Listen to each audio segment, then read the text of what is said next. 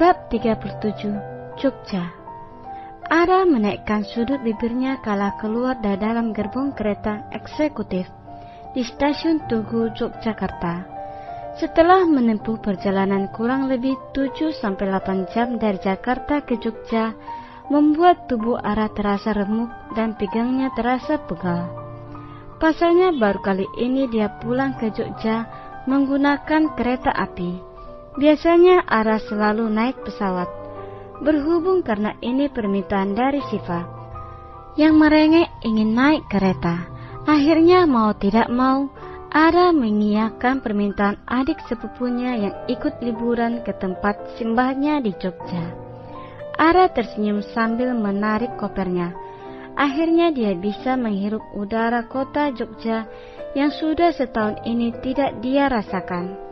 Berjalan dengan senyum yang mengembang, menyapa setiap orang yang juga ikut menyapanya lewat anggukan kepala atau sebatas saling melemparkan senyum.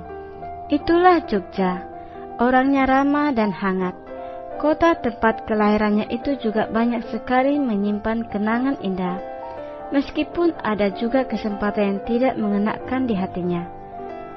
Rah, ntar kita langsung ikut lo ke rumah simbah lu ya, ucap Revan yang kini sudah berada di samping Ara, meminta koper Ara untuk dia bawa. Rencana awal kan emang gitu, kita nginap di rumah simbahnya Ara di Batul. Tenang aja, kita gak akan numpang gratis kok, ucap Nita terkekeh. Ara hanya memukul ringan lengan Nita karena sudah berbicara asal. Padahal Ara sudah bilang kalau mereka tidak perlu membahas mengenai biaya ataupun upah ganti rugi numpang. Toh Ara juga yang mengajak mereka untuk liburan ke kampung halamannya itu. Sipa yang sedari tadi berjalan di belakang Revan, Ara, dan Nita hanya bisa tersenyum sambil memainkan ponselnya. Pasalnya di samping Sipa saat ini ada Romi yang berjalan sejajar dengannya, membuat jantung Sipa berdegup kencang sejak tadi. Rencana yang awalnya hanya keinginan iseng dari Nita yang akhirnya disetujui oleh Revan.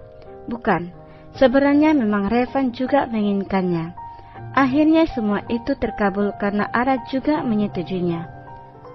Kak, Bang ojolnya udah nunggu di depan pintu keluar timur, seru Sipa yang sejak tadi memandang ponsel dan memang telah memesan taksi online atau sering disebut GoCar. Siva juga belum lama download aplikasi untuk memesan ojek online itu, karena memang selama ini dia ataupun Ara tidak pernah memakai jasa ojek online. Kita pakai ojek? Tanya Vero yang berjalan barisan paling belakang bareng Gilang. Iya kak, tapi ini kan ojol yang mobil, bukan motor. Memangnya kita bertujuh gak rugi apa kalau harus pesan 7 motor? Ucap Siva. Dia udah gak sabar buat makan gudeg khas Jogja, seru Gilang. Gudeg Simbah memang the best. Beliau dulu penjual gudeg terkenal di kota ini, mempunyai rumah makan dan beberapa cabang yang menyebar di seluruh kota Jogja.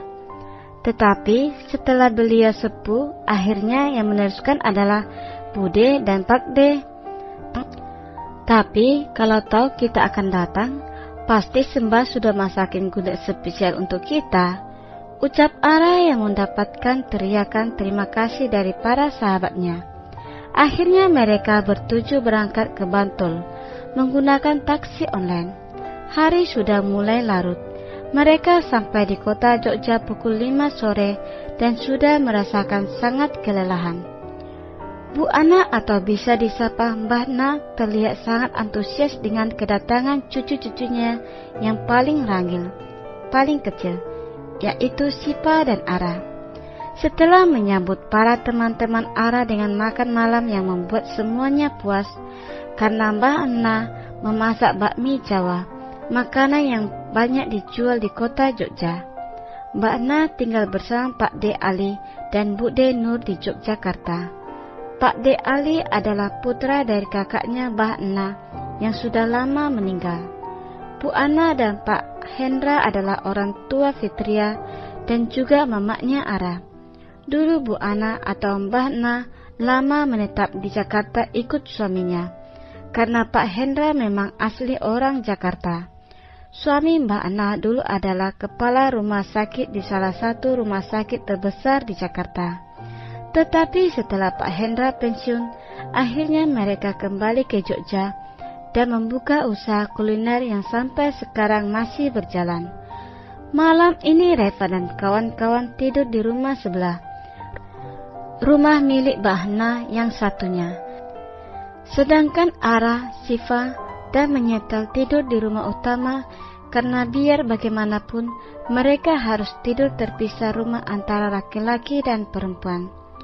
Untung Mbah Na mempunyai 2 rumah yang cukup besar. Rumah yang satunya saat ini dipakai istirahat oleh Revan dan kawan-kawan. Biasanya dipakai untuk perkumpulan warga RT atau acara pengajian rutin.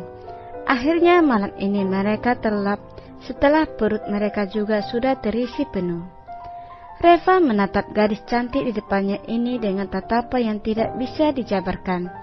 Setelah tadi baru selesai jalan-jalan ke area pesawahan karena keinginan para sahabatnya, akhirnya mereka bertujuh memutuskan duduk di bawah pohon rindang di pinggir sawah. "Aduh, gue mules, antara gue balik Fer," seru Romi menarik lengan Vero. "Siva ikut Kak," ucap Siva yang memang tidak ingin berjauhan dari Romi. "Oke," jawab Romi tersenyum. "Gue juga ikut," ucap Gilang bangkit. Gilang, gue juga ikut loh." Kini Nita yang ikut-ikutan. "Kita pulang dulu ke rumah Bu Ana ya Van," seru Nita. Akhirnya hanya tersisa Revan dan Ara di sana yang masih betah menikmati sunrise yang semakin terlihat. Udara pagi hari di area pedesaan memang sangat sejuk, jauh dari polusi dan udara tercemar. Revan sedari tadi tidak mengalihkan pandangannya pada wajah Ara. Sepertinya Revan memang sudah kecanduan dengan wajah cantik itu yang tidak pernah bosan dilihatnya. "Muka gue ada kotoran ya?" tanya Ara menoleh pada Revan. Merasa sedari tadi ditatap terus membuat Ara risih. Revan tersadar dari lamunannya. "Iya, tuh di pipi lo ada yang kotor," ucap Revan membuat Ara langsung refleks mengusap pipinya. "Mana? Gak ada kotorannya kok." "Sini, gue bersihin," ucap Revan menyentuh pipi Ara. Mengelusnya berlahan. Tatapan mata Revan tidak pernah lepas dari mata Ara, seakan mengunci pada manik hitam itu. Revan masih terus berusaha membersihkan kotoran di wajah Ara yang sebenarnya tidak ada itu. Revan merasa jantungnya berdetak kencang, apalagi posisi mereka yang saat ini saling berhadapan dengan jarak yang cukup dekat. Revan perlahan memajukan wajahnya. Sekarang fokusnya adalah bibir pink cherry milik Ara. Ingin rasanya merasakan manisnya bibir itu. Ara bisa merasakan hembusan nafas Revan yang sangat mengenai wajahnya. Kedua wajah mereka bahkan hanya berjarak 10 cm. Entah kenapa Ara diam saja saat Reva mengikis jarak di antara mereka. Dan setelah itu, apa yang terjadi?